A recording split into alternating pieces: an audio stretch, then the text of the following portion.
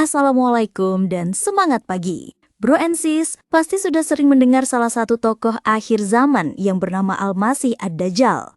Kemunculan tokoh ini adalah bagian dari 10 tanda-tanda besar akhir zaman dalam keimanan Islam berdasarkan hadis-hadis sahih yang diantaranya diriwayatkan oleh Muslim bahwa dari Huzaifah bin Asid Al-Ghifari berkata, Rasulullah Shallallahu Alaihi Wasallam menghampiri kami saat kami tengah membicarakan sesuatu. Ia bertanya, apa yang kalian bicarakan? Kami menjawab, kami membicarakan kiamat. Ia bersabda, kiamat tidaklah terjadi sehingga kalian melihat 10 tanda-tanda sebelumnya. Rasulullah menyebut kabut, dajjal, binatang, terbitnya matahari dari barat, turunnya Isa bin Maryam alaihissalam, Ya'jud dan Ma'jud, 3 peristiwa penenggelaman daratan di timur, di barat, dan di Jazirah Arab, dan yang terakhir adalah api muncul dari Yaman menggiring manusia menuju tempat perkumpulan mereka. Adapun urutan kejadiannya belum diketahui secara pasti dan masih terjadi perbedaan pendapat di kalangan ulama. Namun demikian, seluruh ulama dan umat Islam mempercayai 10 tanda-tanda kiamat besar atau Armageddon tersebut berdasarkan hadis-hadis Rasulullah Shallallahu Alaihi Wasallam. Semoga Allah memberikan rahmat dan keselamatan kepadanya. Mengenai urutan kejadian ini, insya Allah akan dibahas pada konten tersendiri. Untuk konten ini, cerita akhir zaman akan dimulai dengan membahas mengenai kemunculan tokoh akhir zaman yang bernama Al-Masih Ad-Dajjal. Apakah Bro and Sis tahu, apakah Dajjal sudah muncul dan berkeliaran mengelilingi dunia pada saat ini, atau masih belum? Untuk menjawab perkara gaib ini, saya akan membahasnya berdasarkan beberapa hadis Rasulullah Shallallahu Alaihi Wasallam berikut ini. Dari Fatimah Ibn Qais meriwayatkan, dalam suatu kesempatan, usai menunaikan sholat berjamaah, Rasulullah Shallallahu Alaihi Wasallam menaiki mimbar seraya tertawa kecil. Terdengar dari kedua bibirnya ucapan, kepada semua yang baru saja menunaikan sholat, tetaplah berada di tempat. Setelah semua sahabat duduk tenang, beliau kemudian mengawali pembicaraannya. Apakah kalian tahu mengapa aku kumpulkan kalian? Mereka menjawab, Allah dan Rasul-Nya tentu lebih mengetahui. Beliau kemudian melanjutkan, demi Allah, aku tidak mengumpulkan kalian untuk sebuah kabar yang menyenangkan atau yang menakutkan. Namun aku kumpulkan kalian karena Tamim Ad-Dari yang dulunya adalah seorang Nasrani. Kemudian ia datang berbaiat dan masuk Islam. Selain itu, ia juga menyampaikan sebuah cerita yang sesuai dengan apa yang ingin aku ceritakan tentang Dajjal. Rasulullah Shallallahu Alaihi Wasallam meneruskan kisahnya. Tamim bercerita bahwa pada suatu ketika, dirinya menaiki kapal laut bersama 30 orang dari kabilah Lat dan Judam. Selama 1 bulan lamanya mereka terombang-ambing di atas gelombang lautan, sampai akhirnya mereka berlabuh di sebuah pulau yang ada di tengah lautan menjelang matahari terbenam. Mereka duduk tak jauh dari kapal. Beberapa waktu kemudian mereka masuk ke dalam pulau dan menjumpai seekor hewan yang berbulu lebat. Saking lebat bulunya hewan tersebut, mereka tidak tahu mana kubul dan mana duburnya. Mereka kemudian memberanikan diri berkata kepada hewan tadi, celaka, hewan apa engkau? Anehnya, hewan itu bisa menjawab, aku adalah Al-Jassasah. Wahai kaum, pergilah kalian kepada seorang laki-laki yang berada di sebuah kuil, sebab dia sangat merindukan kabar kalian. Seperti yang dikisahkan Rasulullah, Tamim menuturkan setelah hewan tersebut menyebutkan seorang laki-laki kepada kami menjadi takut jangan-jangan hewan itu adalah syaitan. Meskipun demikian kami penasaran dan segera menuju kuil yang ditunjukkan hewan tadi. Begitu sampai ternyata benar di dalam kuil sudah ada sosok manusia terbesar sejauh yang pernah kami lihat. Dia diikat dengan kuat sedangkan kedua tangannya disimpan di tengkuknya. Dari kedua lutut sampai mata kakinya terikat dengan besi. Kala itu kami bertanya, celaka, siapakah kau? Manusia raksasa itu menjawab, kalian sudah bisa mengetahui kabarku. Sekarang sampaikanlah kepadaku, siapakah kalian? Rombongan Tamim Ad-Dari menjawab, kami semua adalah orang Arab. Kami berlayar dengan sebuah kapal, tiba-tiba kami dihadang ombak dan gelombang. Kami pun terombang-ambing selama 1 bulan, sampai akhirnya kami berlabuh di pulaumu. Tiba-tiba kami berjumpa dengan seekor hewan yang berbulu lebat dan ia meminta ke sini menemuimu. Sebab tuturnya, dia begitu merindukan kabar kami. Sehingga kami pun segera menemuimu. Laki-laki itu berkata, sekarang sampaikanlah kepadaku tentang kurma baisan. Dituturkan Tamim Ad-Dari, tentang apanya yang ingin engkau tanyakan? Yang aku tanyakan kepada kalian apakah kurma itu masih berbuah? Masih, jawab teman-teman Tamim. Andai kurma itu nyaris tak berbuah. Sekarang sampaikanlah kepadaku tentang Danau Tabariyah. Tentang apanya yang ingin engkau tanyakan? Apakah ia masih terisi air? Danau itu masih banyak airnya, jawab teman-teman Tamim. Sekiranya air danau itu sudah hampir kering, ucap laki-laki itu. Laki-laki tersebut kembali bertanya, sekarang kabarkanlah kepadaku tentang sumur Zugar. Tentang apanya yang ingin engkau tanyakan? Apakah sumur itu masih ada airnya? Apakah warga sekitar masih bercocok tanam dengan air sumur? Masih, bahkan airnya masih banyak dan para penduduk masih berladang dengan airnya. Lagi-lagi dalam kuil itu kembali menanyakan pertanyaan lainnya. Lalu, kabarkanlah kepadaku tentang nabi orang-orang Arab, apa yang telah dia lakukan. Dia lahir di Makkah dan hijrah ke Madinah. Apakah nabi itu diperangi oleh orang-orang Arab? Betul, jawab kawan-kawan Tamim Adari. Lalu apa yang dia lakukan terhadap orang-orang Arab? Kawan-kawan Tamim Adari pun mengabarkan sejelas-jelasnya bahwa sang nabi telah muncul di tengah-tengah masyarakat Arab dan ditaati mereka. Terdengar si laki-laki bertanya lagi, apakah itu sudah terjadi? Benar, tegas mereka. Di akhir pertemuan tersebut, Al-Masih Ad-Dajjal berkata kepada Tamim Adari dan teman-temannya, Nabi itu lebih bagus bagi mereka jika mereka menaatinya. Karena itu, dia memberitahu kalian tentangku. Sesungguhnya, aku ini Al-Masih. Aku hampir saja diizinkan keluar. Setelah keluar, aku akan berjalan di muka bumi. Tidaklah aku biarkan satu kampung pun, kecuali akan aku singgahi dalam 40 hari, selain kota Mekah dan Madinah. Keduanya diharamkan kepadaku. Setiap kali aku akan masuk ke dalam keduanya, atau masuk ke dalam salah satunya, aku dihadapi satu malaikat dengan pedang terbungkus sarung di tangannya, yang siap dihunuskan untuk menghalangiku. Setiap jalan bukit yang ada di kota itu akan ada malaikat yang menjaganya. Berdasarkan hadis Ajassasa tersebut, sosok Dajjal hanya digambarkan mempunyai tubuh yang besar dan tidak diceritakan mengenai kondisi matanya, apakah sebelah mata Dajjal sudah buta atau belum. Padahal Tamim Adari dan teman-teman pelautnya dapat melihat langsung Dajjal dan bahkan sempat lama berdialog. Ini dapat menggambarkan bahwa kondisi tubuh Dajjal masih dalam keadaan normal pada saat pertemuan tersebut. Namun, mengapa dalam hadis lainnya yang menceritakan kondisi fisik wajah Dajjal saat muncul atau terlihat nanti oleh semua manusia akhir zaman adalah sudah dalam keadaan cacat, yaitu kedua matanya rusak, yang salah satunya dalam keadaan buta? Contohnya seperti hadis yang diriwayatkan dalam Sahih Al-Bukhari dari Anas radhiyallahu anhu, diriwayatkan bahwa Rasulullah shallallahu alaihi wasallam bersabda, tidaklah diutus seorang nabi kecuali ia memperingatkan umatnya akan bahaya si buta sebelah dan pendusta. Dajjal itu sungguh buta sebelah, sedangkan Tuhanmu tidak buta sebelah. Di antara kedua matanya tertulis kafir. Hadis Sahih Muslim yang diriwayatkan oleh An-Nawas bin Syam'an radhiyallahu anhu dan hadis Sahih Al-Bukhari yang diriwayatkan dari Umar radhiyallahu anhu yang menyatakan bahwa Rasulullah shallallahu alaihi wasallam bersabda, Allah Ta'ala tidak buta sebelah, tetapi Al-Masih Ad-Dajjal adalah buta mata sebelah kanannya, dan matanya itu seperti buah anggur yang menonjol. Jawaban logis dari pertanyaan ini adalah pada saat Al-Masih Ad-Dajjal muncul secara langsung di hadapan manusia akhir zaman dalam keadaan cacat matanya adalah setelah terjadinya tanda besar kiamat yaitu azab asap ad-duhan yang menyebabkan terjadinya perubahan bentuk tubuh orang-orang munafik dan kafir. Hal ini didasarkan pada firman Allah dalam Al-Quran surat Ad-Duhan ayat 10 dan 11 yang artinya, maka tunggulah hari ketika langit membawa duhon, kabut yang nyata, yang meliputi manusia. Inilah azab yang pedih.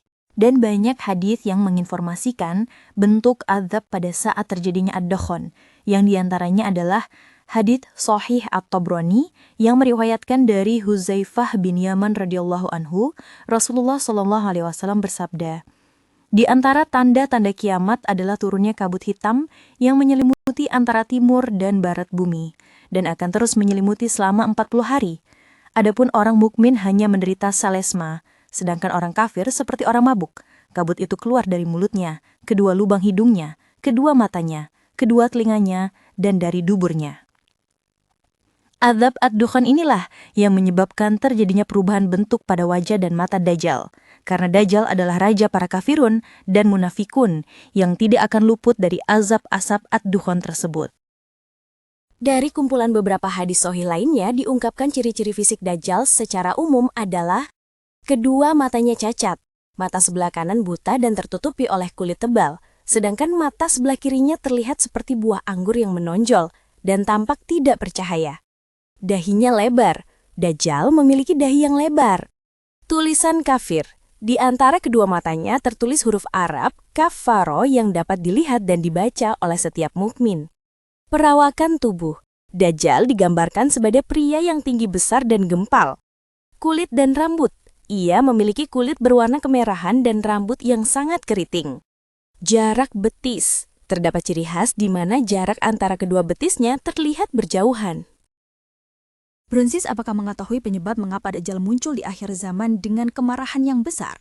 Penyebab yang paling logis adalah berdasarkan beberapa hadis Rasulullah, Imam Al-Mahdi, insya Allah ditakdirkan dapat kembali membebaskan Palestina dan Masjidil Aqsa, menguasai Jazirah Arab dan sebagian besar wilayah Khurasan, dan menaklukkan Konstantinopel dari tangan pasukan Eropa, sehingga pasukan tempur yang tersisa dari para pendukung Dajjal hanyalah 70.000 pasukan Yahudi Isfahan, Iran. Kondisi inilah yang menyebabkan Dajjal muncul dengan kemarahan yang sangat besar. Padahal sebelum kemunculannya pendukung Dajjal adalah sangat banyak. Namun pada saat Dajjal muncul, hampir seluruh pendukungnya tersebut telah dihancurkan sehancur-hancurnya oleh pasukan tempur Imam Al-Mahdi. Benar atau tidaknya analisa ini hanya Allah Subhanahu wa Ta'ala yang tahu. Tipu daya Dajjal menurut hadis.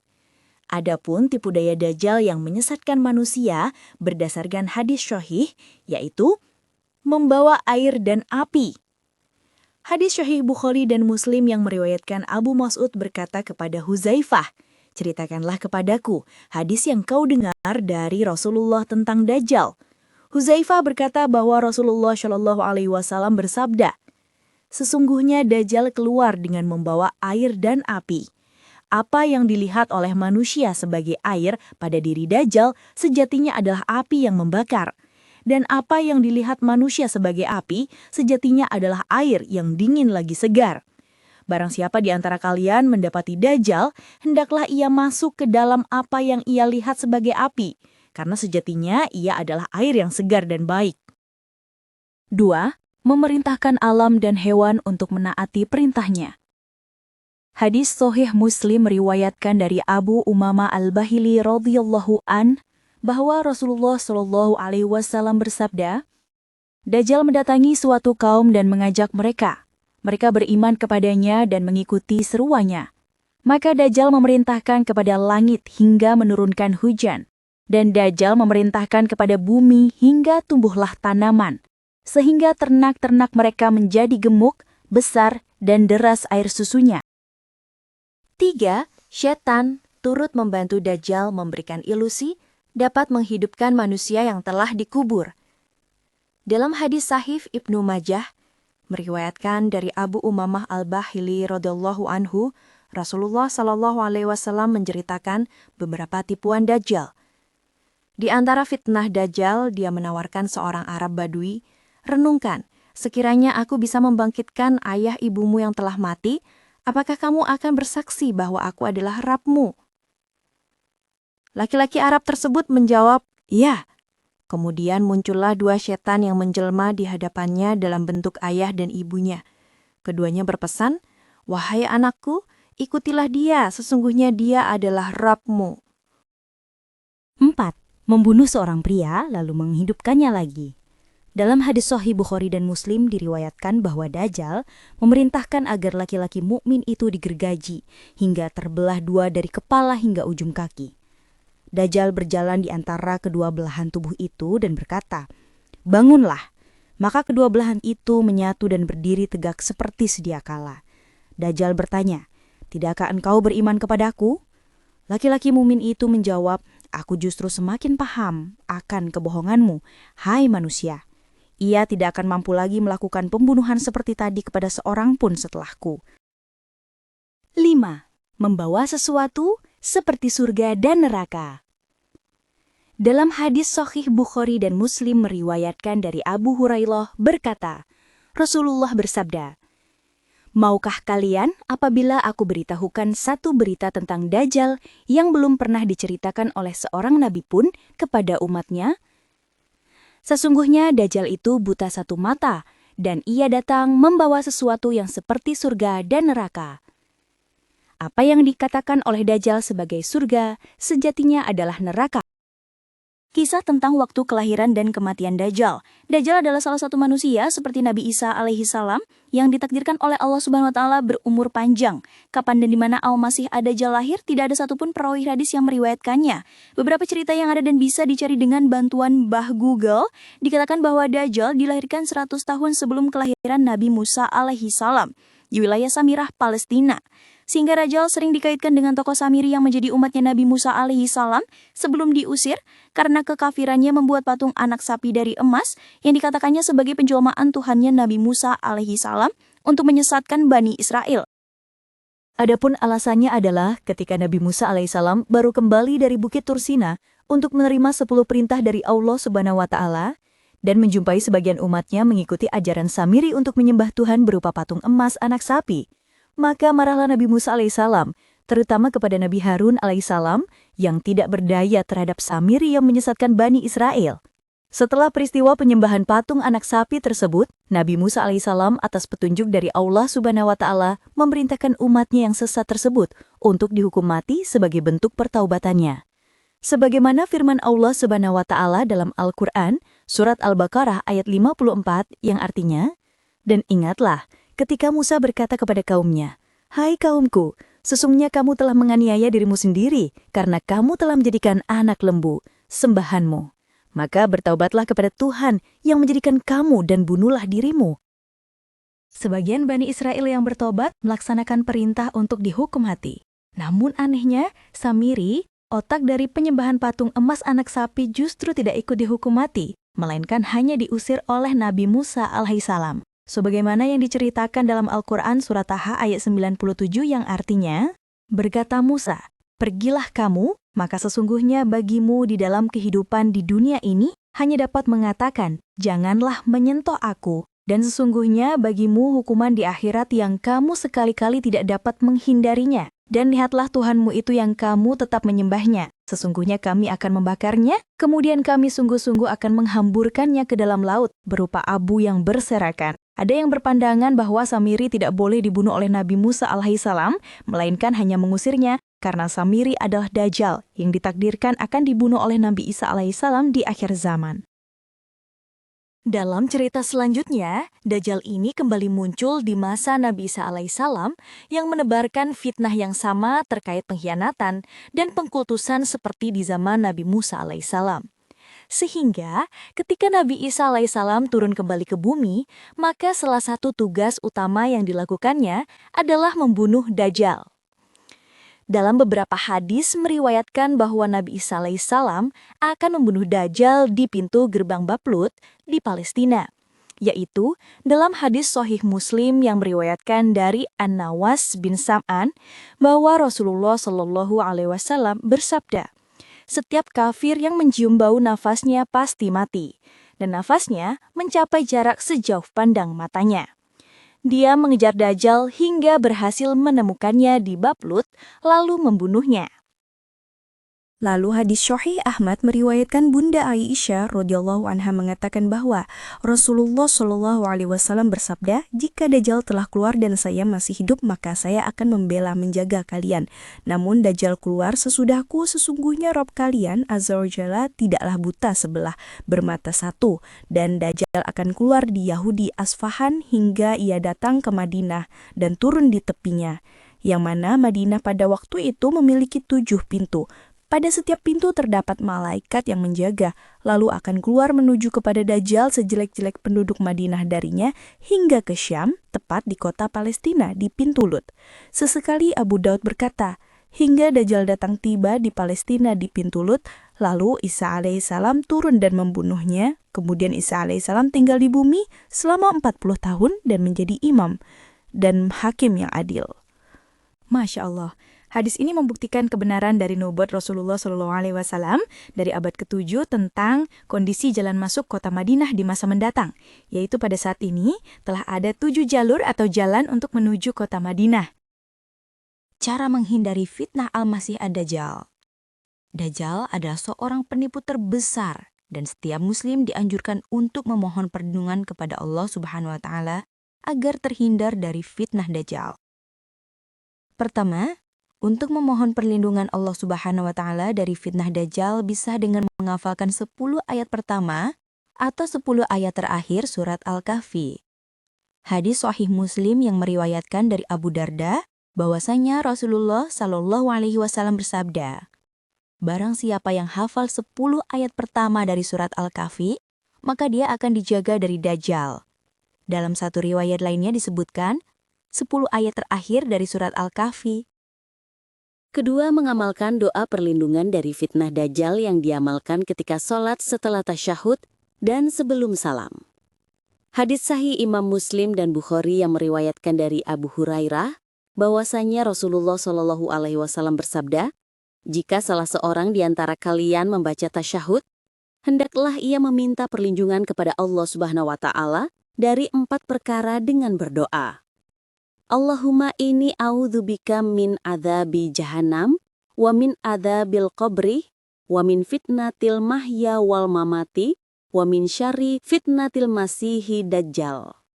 Yang artinya, "Ya Allah, saya berlindung kepadamu dari siksa jahanam dan siksa kubur dan fitnah kehidupan dan kematian serta keburukan fitnah masihi dajjal." Bagaimana pendapat Bro and Sis mengenai konten saya ini? Kalau suka video ini, dukung channel ini dengan subscribe dan like. Gratis, tapi sangat berarti buat perkembangan channel ini. Terima kasih. Wassalamualaikum dan semangat pagi Bro and Sis.